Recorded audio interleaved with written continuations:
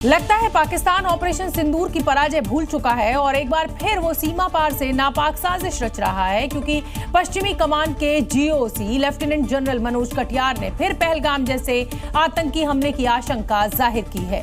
साथ ही मुनीर को यह भी बता दिया है कि ऑपरेशन सिंदूर 2.0 पहले से ज्यादा घातक होगा और इसके लिए भारतीय सेना पूरी तरह तैयार है। अगर अब की बार सीमा पार से हमला हुआ तो मुनीर के मुल्क का इतिहास, भूगोल सब कुछ बदल दिया जाएगा, क्योंकि मुनीर की फौज ब्रह्मोस और राफेल का कहर ऑपरेशन सिंदूर में देख चुकी है।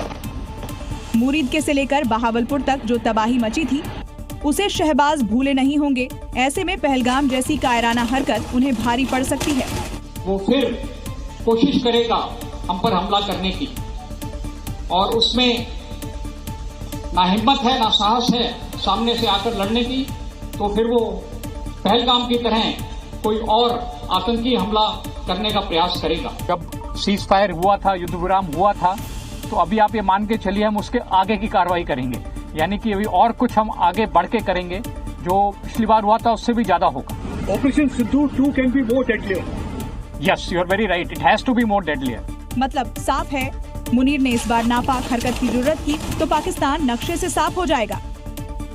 पाकिस्तान के साथ खूनी जंग में तालिबानी लड़ाकों ने खुद को विजेता घोषित कर दिया है। राजधानी काबुल से आतिशबाजी की ऐसी तस्वीरें सामने आई जैसे मुनीर की सेना को धूल चटाने के बाद तालिबान ने यहां दीपावली मनाई हो। एक तरफ पाकिस्तान को पीटने वाली तालिबानी सेना के जवानों के साथ जनता ने विजय जुलूस निकाला, तो दूसरी तरफ अंधेरी रात में आतिशबाजी से आसमान रोशन हो गया। देखिए कैसे अफगान सेना जोरदार जश्न मनाकर अपनी जीत का इजहार कर रही हो। तस्वीरें राजधानी काबुल की बताई जा रही हैं, जहां आसमान में दिवाली जैसे आतिशबाजी का नजारा है।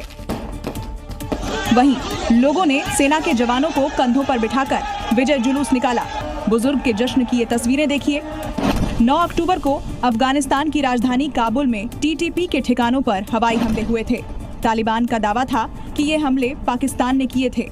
इसके जवाब में अफगानिस्तान ने 11 अक्टूबर को देर रात पाकिस्तान की 25 सैन्य चौकियों पर हमला कर पाकिस्तान को करारा जवाब दिया था।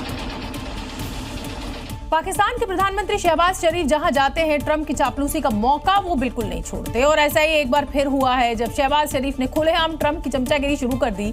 लेकिन शहबाज की ये जो चमचागिरी थी वो धरी की धरी रह गई, क्योंकि शहबाज के सामने ही ट्रंप भारत को महान देश बताने के साथ पीएम मोदी की तारीफ करने लगे।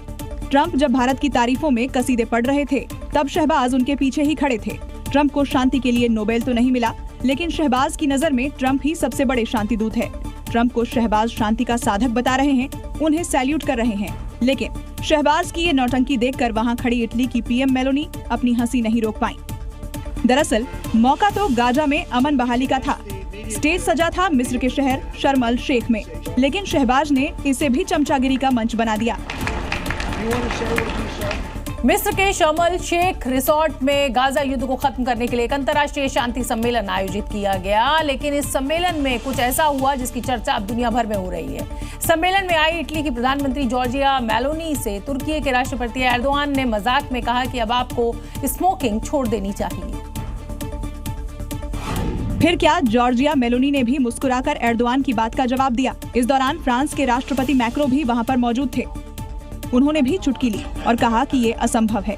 एर्दोगन ने मजाक के बीच ये भी दोहराया कि तुर्की एक स्मोक फ्री फ्यूचर की दिशा में काम कर रहा है, इसलिए वो जहां भी जाते हैं लोगों को सिगरेट छोड़ने के लिए कहते हैं। आपको बता दें कि 2022 में चुनाव के दौरान मेलोनी ने अपनी वेबसाइट पर आत्मकथा का प्रकाशन करवाया, जिसमें उन्होंने कहा था कि वो कभी-कभी अल्ट्रा स्लिम सिगरेट का सेवन करती हैं।